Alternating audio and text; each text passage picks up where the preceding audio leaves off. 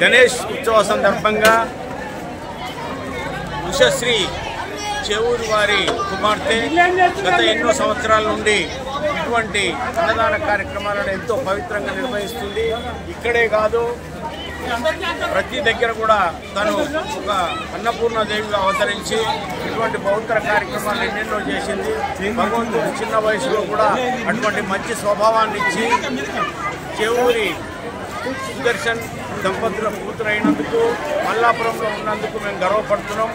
ఎన్నో అన్నదాన కార్యక్రమాల్లో ఇటువంటి సేవా కార్యక్రమాన్ని చేస్తున్న చెవూరి ఉషశ్రీకి ఆ భగవంతుడు నిండు నూరేండు ఆయుష్యాలను ఇచ్చి ఇటువంటి ఎన్నో కార్యక్రమాలను కూడా దిగ్విజయంగా చేయాలని కోరుకుంటూ, ఇంకోటి ఎన్నో కార్యక్రమాలు చేసినప్పటికీ అన్నదానం అతి పవిత్రమైంది కాబట్టి ఇటువంటి కార్యక్రమాన్ని ఎంచుకోవడం కూడా ఉషశ్రీ గారి పెద్ద మనసుకు ధన్యవాదాలు.